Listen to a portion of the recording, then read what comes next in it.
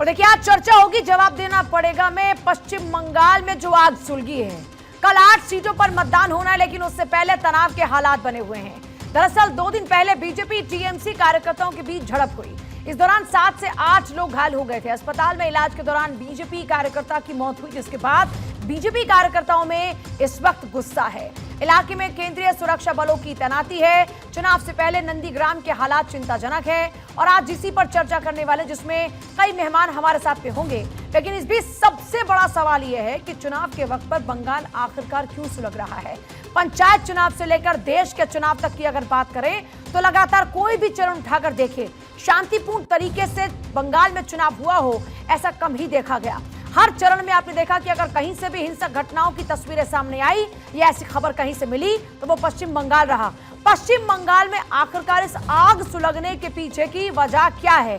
क्यों बार बार पश्चिम बंगाल में इस तरह की तस्वीरें सामने आ रही हैं? लोगों की जान जाने का सिलसिला वहां पर जारी है, हालात काबू में आ नहीं रहे, आखिर क्यों? चर्चा की शुरुआत करेंगे खास मेहमानों के साथ में। माधवी अग्रवाल, प्रवक्ता बीजेपी, संजय चक्रवर्ती, नेता टीएमसी, सर्वेश पाठक, पॉलिटिकल एनालिस्ट हमारे साथ में है। सभी का एक बार स्वागत है। सबसे पहले संजय चक्रवर्ती जी, आपके पास आते हुए, ये आखिर क्या वजह है कि पश्चिम बंगाल में चुनाव होते ही आगजनी, हिंसा, लोगों की जान जाना, ये बड़ी कॉमन सी बात हो गई है? ऐसा क्या हो गया बंगाल के अंदर कि चुनाव है मतलब वहां पर हिंसा है? सबसे पहले मैं अपना नाम बता दूं, चक्रवर्ती हूँ, चतुर्वेदी नहीं हूँ जी। संजय चक्रवर्ती जी। हाँ जी। दूसरी बात ये है कि मैंने तो आपका नाम चक्रवर्ती ही लिया, मुझे लगता है हो सकता है आपको सुनने में कोई दिक्कत रही, मैंने संजय चक्रवर्ती ही कहा आपको। चलिए कोई बात नहीं, हो सकता मुझे सुनने में कोई दिक्कत आ गई, लेकिन मैंने फिर भी नाम बता दिया अपना। ठीक है। ये जो है जिस तरीके से, असल बात क्या है कि बंगाल को हमेशा टारगेट किया जाता है, कोशिश की जाती है कि किसी तरीके से बंगाल को पोलराइज किया जाए।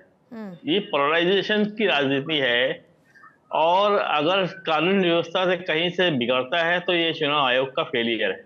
चुनाव आयोग इस समय बाकायदा वहां पे अर्धसैनिक बल है, यहाँ पे पुलिस लगी हुई है और छोटे छोटे चरणों में वोटिंग हो रही है। तो अगर हो रहा है, ये सब कांड हो रहा है, तो क्यों हो रहा है, इसको जवाब तो चुनाव आयोग को देना पड़ेगा। और उसकी कल रिपोर्ट हम लोगों ने शाम को चुनाव आयोग को सौंपी भी है।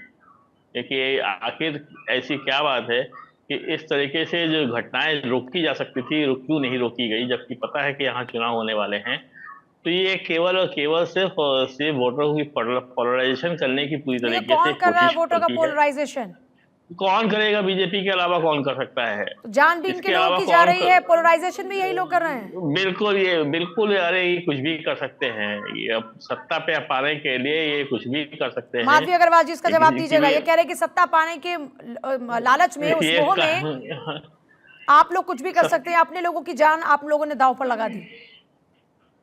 देखिए पूजा जी, ये जो लाइन जो है ये अपने लिए बोलना चाहते थे, लेकिन क्योंकि अब ये अपोजिशन में बैठे तो बीजेपी के लिए बोल रहे हैं। अगर ये आम नागरिक होते पश्चिम बंगाल के तो निष्पक्ष अच्छी बात बोलते और ये बताते हैं कि किस तरीके से टीएमसी के शासनकाल में जो कम्युनिस्ट की जो हिंसावादी राजनीति थी उसको इन लोगों ने अडॉप्ट कर लिया और उसके बाद में उसी धर्रे पर चलते हुए उसको और पराकाष्ठा तक लेकर गए। बार बार इस पर डिस्कशन होता रहा है आए दिन, जब भी यहाँ पर छोटे से छोटे इलेक्शन में भी जिस तरीके से बूथ कैप्चरिंग होती है, जिस तरीके से प्रत्याशियों को डराया जाता है। आप देखिए इनके कार्यकर्ताओं के घरों में बम बनाते बनाते ब्लास्ट हो जाता है और उसके बाद जब यहाँ पर सेंट्रल टीम यहाँ पर इन्वेस्टिगेशन के लिए आती है तो उनपे भी हमला हो जाता है। अभी आप उंगली मत उठाइए, अभी आप बोल के गए, इसलिए प्लीज बोलते रहिए। मैं केवल उंगली उठा रहा हूँ, उंगली उठाने के तो हक है, वो भी छीन लेंगे आप। ठीक है, दूसरे पक्ष के लोग बोलना शुरू करते हैं, आपकी उंगली उठ जाती है। बोलने की मैंने उंगली उठाई है, मैं उंगली उठाई है, मैंने बोला भी बात रखने के लिए इशारा तो कर सकते हैं ना। मैं आपके पास आई हूं तो इतनी तानाशाही की याद है कि मुझे उंगली उठाने तक तो जाए। अब ठीक है, अब बात को आगे बढ़ाते हैं, ये विवाद यहीं पे खत्म हुआ। आइए पॉइंट पर आ जाइए माधवी जी। देखिए बात ऐसी है कि यहाँ पर ऑलरेडी सारी मीडिया, नेशनल मीडिया जो है कैप्चर करने आती है। सबसे बढ़िया बात है कि यहाँ पे किसी तरीके का भी कोई कांड होता है तो वहां पर मीडिया का तो पहले जाना बंद करते हैं। ये सारे मुद्दों पे, चाहे कोई छोटी से छोटी बात हो या बड़ी से बड़ी बात हो। कोरोना काल में भी आपको मालूम है कि कुछ विशेष स्थान पर जहां पर माइनॉरिटी लोग थे वहां पर किस तरीके से पथराव हुआ था पुलिस वालों के ऊपर में, और जो वहां पे लोग आए थे उनके ऊपर भी पथराव हुआ था। तो ये जब भी कोई चीज होती है तो सीधे बीजेपी के ऊपर डाल देना है, बीजेपी वाले करते हैं। आप ये कह रही हैं कि टीएमसी के लोग, महिलाओं के टीएमसी के लोग ये करवा रहे हैं? देखिए, आप सोचिए कि क्या हिंसक झड़प इस तरीके, मान लीजिए कि झड़प हो जाती है, लेकिन हिंसक झड़प आप सोचिए, मतलब धारदार हथियार को संजय लेकर चक्रवर्ती, जल्दी से जाना। मुझे सर्वेश पाठक के पास जाना है। पूजा जी धारदार हथियार को लेकर जाना और उनपे नहीं, भारतीय लेकिन ये जनता दोनों पार्टी मामलों का क्या इंटरकनेक्शन है? आप जहां पर जोड़ रही हैं वो मामला और यहाँ मामला, दोनों में तो फर्क है ना। ये दोनों मामले कहाँ से इंटरकनेक्ट हुए? या वहां से यहाँ पर भी वो हथगोले और वो सारा सामान यहाँ पहुंच रहा है? मैं आपके पास आ रही हूँ, जल्दी से संजय चक्रवर्ती का एक रिएक्शन। मैं आ रही हूँ माधवी जी, एक बार जरा सबको शामिल करें जल्दी से सर, मुझे बाकी लोगों के पास जाना है। अभी महिलाओं की बात इन्होंने बस जी की छेड़ा, निश्चित रूप से संदेश खाली की बात करनी थी। मैं वही बता देता हूँ, संदेश खाली की 3 महिलाओं के ऊपर बात हुई, 2 महिलाओं ने अपना केस वापस ले लिया और उन्होंने बाकायदा बीजेपी पे आरोप लगाया कि हमको जमीन और हमें 2000 रुपए मोबाइल देने का वादा किया था, जो कि नहीं दिया। तीसरी महिला लोकसभा का चुनाव लड़ रही है। अब ये तो बात क्लियर होगा कि इसका मतलब वहां पे कोई ऐसी कोई घटना हुई नहीं थी, बीजेपी के द्वारा प्रोजेक्ट किया गया था। उसके बाद दोबारा आपने देखा होगा कि सीबीआई जाकर के वहां पे रेड मारती है। आप लोगों को ये दबाव क्यों महसूस हुआ? फिर बंगाल की सरकार को, बंगाल के प्रशासन को क्यों गिरफ्तारियां करनी पड़ी? फिर आप लोगों ने क्यों माना कि हाँ देरी हुई? अगर ऐसा था तो फिर आप लोगों को समझने में क्यों देरी क्यों हो गई? हम लोग गिरफ्तारी करते हैं, हम लोग गिरफ्तारी करते हैं। आप देखिए तो नहीं, ये दूध का पानी का पानी तो शुरुआत में होना चाहिए था ना सर। आप जो बात कह रहे हैं, अगर ऐसे तो पहले दूध का दूध पानी का पानी करना चाहिए था। जैसे अगर पहले ही मामले में जांच नहीं होती, लेकिन आप बीजेपी को जिस तरीके से मंत्र मुग्ध होकर सुन रही थी, जरा 2 मिनट मुझे सुन लीजिए। मैं सिर्फ इतना बताना चाहता हूँ, अगर आप मुझ पर एलिगेशन लगाएंगे, इससे कुछ नहीं होने वाला सर। मैं सवाल आपसे पूछूंगी क्योंकि सरकार आपकी, अगर वहां पर इनकी सरकार होती मैं इनसे सवाल पूछती। सवाल का जवाब देने मैं आता हूँ ना, सवाल तो आप ये क्या बात कर रहे हैं कि मंत्रमुग्ध होकर सुन रही थी? क्या मैंने उनसे क्रॉस क्वेश्चन नहीं किया क्या? ये किस तरह की बात है? आपके पास जवाब न मिले तो मंत्रमुग्ध होकर सुन रही थी? आप बीजेपी की समर्थक हैं और ये वो। फायदा क्या? सर सुनिए, पॉइंट टू पॉइंट बात कीजिए, कम से कम वो पॉइंट दोषारोपण करके मत भागिए। मैं पॉइंट इधर भाग नहीं रहा हूँ, मैं पॉइंट टू पॉइंट दोषारोपण मत कीजिए। देखा आप नहीं इस सरकार जिसकी है सवाल उसे पहले सुनिए। अब आपने क्योंकि दोष लगाया है तो सुन लीजिए। सरकार आपके तो सवाल आपसे पूछूं या बीजेपी की प्रवक्ता से? नहीं, इस तरीके से जिस तरीके से सवाल आपसे पूछूंगी या बीजेपी की प्रवक्ता से? मैं सुनिए पहले, बात नहीं कर सकती। पहले सुनिए सर, मुझसे बात नहीं कर सकती। आप भी मुझ पर दोष नहीं लगा सकते हैं सर। जब बुलाते हैं आप भी यहाँ पर बैठकर दोष लगाने के लिए नहीं आए। बात करते हैं जैसे आप भी दोष लगाने नहीं आए सर। मैं आपसे एक सवाल पूछ रही हूँ, सुनिए, इस बहस में वक्त ना जाया करते हुए मैं आपसे बड़ा क्लियरली सवाल पूछ रही हूँ। मैं आपको जवाब दे रहा हूँ ना, लेकिन आपको लगता है कि मेरी बात सुनिए, पहले मेरी बात सुनिए, पहले मेरी बात सुनिए, पहले मेरी बात सुन लीजिए। शुरुआत आपने की सर, शुरुआत आपने की, शुरुआत आपने की, शुरुआत आपने की। अब मेरा सवाल सुनिए सर, इतना वक्त नहीं है, इतना वक्त नहीं है सर। ये बताइए, सरकार आपकी तो सवाल आपसे पूछो, बीजेपी की प्रवक्ता से मुझे इस सवाल का जवाब दीजिए बस। पहली बात तो ये बताइए, जब मैंने आपसे क्लियर करके कह दिया कि ये बीजेपी की हरकतें हैं, मैंने संदेश खाली की जिक्र कर दिया कि संदेश खाली का ये इन्होंने कोरोना के जिक्र तक कर दिया था। कोरोना में इनको पता होगा कि कितनी लाशें बहा दी गई थी गंगा के अंदर, जिसके अंतिम संस्कार तो बंगाल सरकार ने की हुई है। मैं बता दूं, अगर गिनवा दूं वहां पे लाशें तैर गिनवाइए ना सर, जनता के बीच गिनवाइए जाकर, बिल्कुल गिनवाइए। किसने रोका? किसने रोका है आपको? चुनाव है, देश में चुनाव है, आप सारे मुद्दे गिनवाइए। सुनिए सर्वेश पाठक, अक्सर बहुत आप इंतजार कर रहे हैं इस तरीके से, ये चर्चा करनी। सर सुनिए, आप कोरोना से लेकर सब कुछ गिनवाइए, आपका अधिकार है, विपक्षी पार्टी है आप देश की राजनीति में विपक्षी पार्टी, आपको पूरा हक है। जल्दी से मैं आती हूँ, सर्वेश पाठक को एक बार शामिल कर लूं प्लीज सर, एक सेकंड।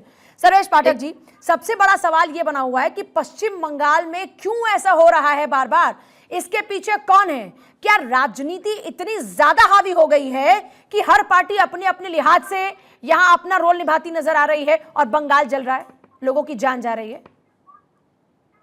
देखिए पूजा जी, आज अगर बंगाल हर इलेक्शन में आपने भी कहा, चाहे वो पंचायत का इलेक्शन हो, विधानसभा का इलेक्शन हो या लोकसभा का इलेक्शन हो, बंगाल में इस तरीके की झड़प, हिंसक वारदात बहुत ही आम बात हो गई है। यहाँ पे सचमुच जो प्रशासन अभी जो की है वो इलेक्शन कमीशन के हाथ में, और मैं इसका सीधा ममता बनर्जी एक अराजक है और अराजक की तरह बिहेव करती है, और मैं सीधा बीजेपी को इसको। मैं आपके पास सारे थोड़ा टेक्निकल फॉल्ट है, मैं सर आपके पास वापस थोड़ी जरा टीम्स को सॉर्टेड करें जल्दी से। माधवी अग्रवाल, इनके आरोपों का जवाब दीजिए। कहते हैं कि जिन महिलाओं को आप लेकर आए वो महिलाएं तो पीछे हट गई। देखिए, सबसे पहले मैं बता दूं कि मैंने सारी बातों का जिक्र इसलिए किया था ताकि ये पता चले कि इन लोगों की जो स्ट्रैटेजी है वो इसी तरीके से रही है। किसी तरीके की अराजकता या हिंसक घटनाएं होती हैं तो उसको बीजेपी का दोषारोपण कर दिया जाता है, जबकि इनकी प्रशासन जो है वो खास समुदाय को रोकने की जगह उनका सपोर्ट करने का काम करती है। दूसरी बात मैं बोल देती हूँ कि भाई महिलाओं ने जिन्होंने लिया, पहले तो जो वीडियो जो बनाया गया था उसमें जो कार्यकर्ता था उसको ऑलरेडी बीजेपी पहले निकाल चुकी थी, तो एक खुन्नस भी होती है। देखिए 200, 300, 400, 500 महिलाएं जब आके बोल रही हो, कितनी सारी संस्थान महिला आयोग वहां पर गए थे और उन लोगों ने इंडिविजुअली आकर अपना बोलना शुरू करा था कि किस तरीके से वहां पर शोषण हो रहा है, महिलाओं को चुन चुन कर बुलाया जा रहा है। 2 महिलाओं ने बोल दिया तो आपने सैकड़ों महिलाओं की बात को नकार दिया। यही तो आप लोगों की स्ट्रेटेजी है कि आप लोगों को शर्म आनी चाहिए। अगर इतनी ही बात थी तो 55 दिन तक वहां पर जब शेख शाह जहां घूम रहा था तो उसको पकड़ के लाते और सामने साक्ष्य रखते कि भाई ये सब गलती है, लेकिन आप लोगों ने इतने दिन तक इंतजार किया, वहां मीडिया को जाने नहीं दे रहे थे, बीजेपी के लोगों को जाने नहीं दे रहे थे। जब बीजेपी ऑपोजिशन की पार्टी है वहां पर, तो ये दायित्व बनता है कि वो जिन लोगों के साथ इस तरीके का शोषण हो रहा है उसके साथ खड़ी हो। लेकिन इन लोगों ने ये हर समय इनका यही तरीका है कि अगर इनको ये समझना चाहिए वैसे संदेश खाली मामला नहीं है, लेकिन जल्दी से सर अभी उन्होंने कहा महिलाएं 3 महिलाओं ने केवल रिपोर्ट लिखाई थी, सिर्फ 3 महिलाओं ने, जाकर के चेक कर लीजिएगा 3 महिलाओं ने रिपोर्ट लिखाई थी या सैकड़ों महिलाओं ने लिखाई हुई थी? 3 महिलाएं लिखाई हुई थी। मैं आपसे पूछना चाहता हूँ ब्रिजभूषण शरण सिंह के ऊपर, ब्रिजभूषण शरण सिंह पर आपके खिलाफ आपने क्या कार्रवाई की? आपने पार्टी से निकाला, आपने उनके बेटे को उठाकर टिकट दे दिया, आपने प्रज्वल रमन्ना के बारे में आपने क्या किया? हमारे ब्रिजभूषण शरण सिंह तो ऐसे थे जो हमारे अंतरराष्ट्रीय खिलाड़ियों के ऊपर जो है बाकायदा उन्हें शोषण का आरोप लगा, आरोप तय हो गया, सुप्रीम कोर्ट से आरोप तय हो गया, लेकिन आपने आज तक जो पार्टी आज तक कार्रवाई नहीं की, पार्टी से आपने निकाला तक नहीं। सुनिए सर, आज ना तो संदेश खाली पर चर्चा हो रही है, ना कर्नाटक पर चर्चा हो रही है, आज हो रही है बंगाल की आग पर, और मैं आप दोनों से चाहूंगी कि आप इसी मुद्दे पर हैं। बात आती है जब देखिए आप महिला होकर के आप इसको सुनना चाहिए, आपको भी सुनना चाहिए कि इन लोगों ने महिलाओं के ऊपर इन्होंने इनकी हमेशा डबल स्टैंडर्ड रहा है। प्रज्वल रमन्ना जिनके ऊपर 3000 केसेस है, भागने में मदद किसने की? भारत के मदद इन्होंने की, क्योंकि वो एक सांसद है। सांसद बिना किसी जो है सेंट्रल गवर्नमेंट के आदेश के वो भाग नहीं सकता, तो मदद कौन करता है? आज के मुद्दे पर आ जाते हैं, इस विषय पर जब जरूरत पड़ेगी फिर चर्चा कर लेंगे, लेकिन आज के मुद्दे पर आ जाते हैं। पश्चिम बंगाल क्यों सुलग रहा है, क्यों वहां पर इस तरह की घटना हो रही है? सवाल ये शाम को बाकायदा चुनाव आयोग के पास, मैंने अभी शुरुआत में मैंने बोला कि चुनाव आयोग के पास रिपोर्ट सबमिट की है, जो जांच हुई है उसकी पूरी रिपोर्ट हमारी तरफ से सौंपी गई। अब ये चुनाव आयोग उसको डिसाइड करेगा उसमें क्या करना है, किसकी गलती है किसकी नहीं गलती है, ये जांच का विषय है। जांच हो जाने दीजिए, आपको पता चल जाएगा।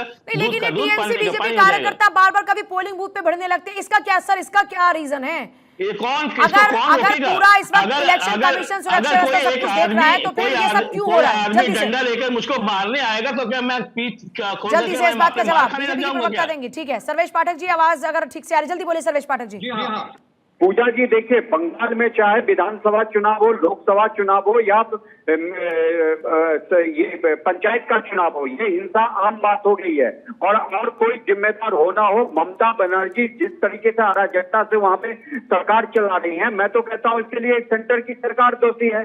आपने देखा होगा 2021 के विधानसभा चुनाव में 60 साल की महिला को पोस्ट पोल वायलेंस जो हुआ था, उसके पोते के सामने उसका बलात्कार किया गया। प्रदेश की मुख्यमंत्री महिला है, फिर भी उसे शर्म नहीं आती है और बीजेपी चुपचाप देख रही है। बीजेपी के कार्यकर्ता ही मारे जा रहे हैं। कम से कम तो आर्टिकल 356 का एक बार बीजेपी उपयोग कर लेती कि इस तरीके से सर्वेश जी, सबसे बड़ा सवाल इस वक्त ये है कि टीएमसी और बीजेपी के कार्यकर्ता इस तरह से क्यों भिड़े हुए हैं? चुनाव है देश में, पूरे देश में चुनाव है, लेकिन आग सिर्फ वही क्यों लगी है? ये क्यों लाठी डंडा ले लेकर पहुंच रहे हैं? इसमें तो दोनों पार्टी भी इक्वली पार्टिसिपेट कर रही है ना, अपने अपने हिसाब से। पोलराइजेशन में दोनों पार्टीज को फायदा है, फिर इसका मतलब तो ये हुआ ना। देखिए पूजा जी, यहाँ पे कल 8 जो सीटों पे चुनाव है उसमें 5 सीटें बीजेपी जीत रखी है, और जहाँ ये तुमलुक में जो हिंसा और तुमलुक जो कॉन्स्टिट्यूएंसी है उसमें ममता बनर्जी के एमपी हैं। तो ये जो टीएमसी के एमपी हैं, इनको कहीं लग रहा है कि कहीं क्या बीजेपी यहाँ हावी हो जाए, इसलिए ऐसी ऐसी घटनाएं हो रही है और ये आम बात हो गई है वहां पे। चुनाव आयोग को इस पे संज्ञान लेके जो भी दोषी हो उसको सीधा लॉ एंड ऑर्डर की यहाँ पे तोड़ने पे धारा 144 लगा दी जाती है। उसके बाद ये कह रहे हैं कि टीएमसी डरी हुई है, इसलिए अपने कार्यकर्ताओं को इस तरीके से एक्टिव किया हुआ है। जल्दी से इसका जवाब। देखिए, पहली बात तो ये है कि ये जिस तरीके से ये एक तरफा बात करें, इन लोगों को राजनीतिक विश्लेषक बनाता कौन है? अब बता दीजिए ना, भारतीय जनता पार्टी के दूसरे प्रवक्ता हम हैं, हम लोग दूसरे प्रवक्ता भारतीय जनता पार्टी लिख लीजिए यहाँ पे, पार्ट 1 पार्ट 2। मैं आप सभी के पास वापस